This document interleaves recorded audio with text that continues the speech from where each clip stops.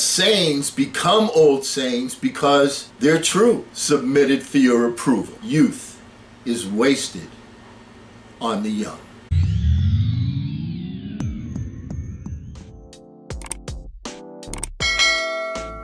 Hello again, everyone. I'm Eli's dad with Project Eli, where we educate, we lead, and we inspire.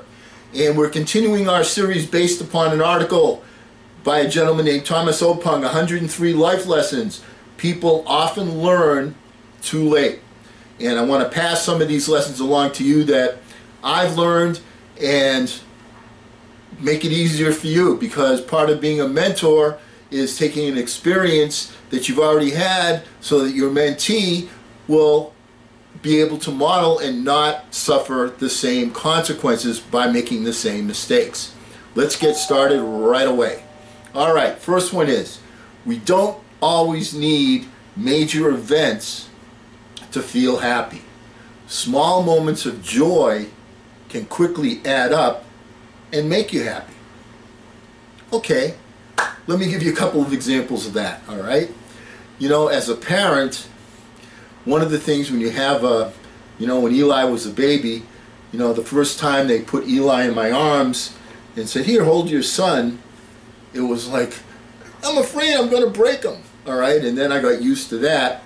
But let's move along to more obvious things, all right?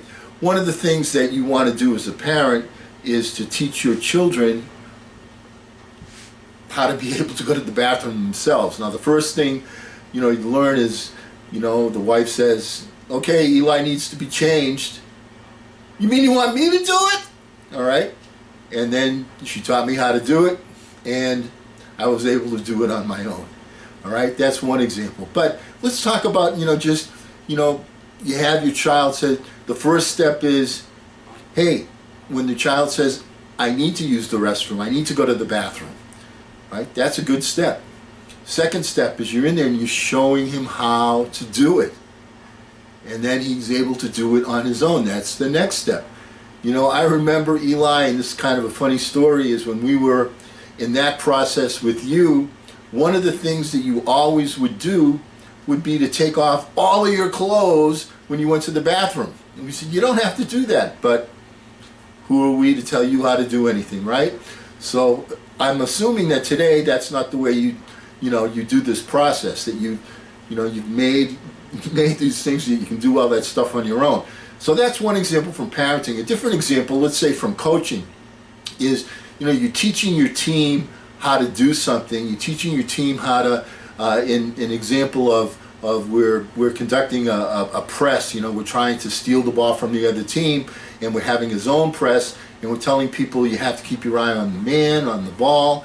You have to do the passing lanes, and then over the course of the practice, he's making a mistake, they're making a mistake, and you say, "No, you need to be looking here, you need to be thinking here, you need to be doing this," and you need to get them so that they're in position to respond and react right away without thinking. And all of a sudden, there's that time when, boom, they make that little progress, and you say, "All right, now we're ready to move to the next step." So you don't need to have major events, to make you happy. You enjoy the small moments, the little successes, and celebrate them. And that's especially true in the workplace. You have a big goal that you want to achieve. You have the whole team working to achieve that goal, and you haven't reached it, but you've made some significant progress. Well, one of the things you want to do is you want to stop and recognize that and thank everybody and inspire everybody to continue, and then replant that vision. Okay, we want to get to here. Right now we're here, but look at the progress we're making. Good job, team. Let's everybody put their hands in together and say, "Yes!" And then you move forward from there. The human mind is the most adaptable tool that there is. Make it work for you in times of crisis, and no matter what happens, adapt and stay calm. And I'm speaking especially to people that are leaders. One of the things that my major mentor, Bob Anderson, always taught me, and he said this so many times I can't even count them, is never let them see you sweat. Never let them see you sweat. You're not nervous. You're in control. Everything that happens, all right, you may not have expected it, but you're in a position to handle it, to take care of it. And people are looking for calm leadership. Is there any better time to express that sentiment than in today's times? We're looking for a leader that's going to say, okay, this is the situation as it is. These are the little steps that we have to take to get to the situation that we want to achieve. So stay calm, do your little steps, and we will move forward. Isn't that what you're looking for in a leader? It is, isn't it? Sometimes changing the game means you doing the actual changing. And you know, when I saw this, the first thing that came to my mind was in the very early years when I first started coaching a Frosh Soft team, we had a ball club of pretty good athletes. They weren't particularly good basketball players. They were mostly football players and baseball players, and basketball was something that they did in between seasons. But you know what? I still had the job of making them better basketball players and producing a winning team. That's always the objective of a coach. Well, duh. All right. So anyway, I looked at my team and I said to myself, these guys aren't particularly good dribblers. They're not particularly good shooters. I maybe had one or two guys that were pretty good, but by and large, as a team, basketball was not their number one sport. So I took a look at them and I consulted with the head coach. I was the Frosh Soft coach. I consulted with the varsity coach. Because once again, this was early in my career, and I said, you know, he said to me, Coach, if you can win half of your games, we'll be satisfied with that. Just try and develop people so that when they come up to the varsity, they have the tools, they know the basics, they know the fundamentals. But you know me, I just didn't want to do that. I had to win. I wanted to win so badly. Very competitive. And the kids were competitive too, because they were athletes in other sports and they were competitive. All right? And so I discussed it with the other coach, and we got to the point where he said, you know what? You may be overlooking something. And I said, what's that? He said, yeah, you can teach dribbling, you teach coaching, but that's something the kids have to do on their own during the summer. That's when they improve for that. You can't like do that in a short period of time. It's just not going to happen. But what you can do is take advantage that half of the game is defense and that you have some very good athletes. So what we did is we changed the game. We changed the game from focusing on offense to focusing on defense, to stealing the ball.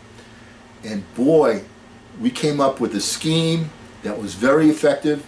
We were stealing the ball, and we weren't, you know, shooting any better than we would have before, but we were getting more opportunities to put the ball in the basket. And not only that, but when we were stealing the ball, we were getting opportunities for layups, which are easy shots that anybody can make. So changing the game means you doing the actual changing. Do you follow me on that? Okay. Growth begins at the end of your comfort zone. This is such a critical point.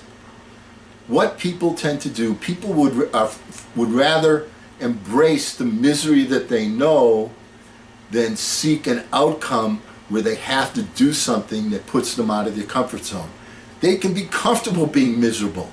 How many people do you know that? They take the circumstances and they just accept them. They just accept them.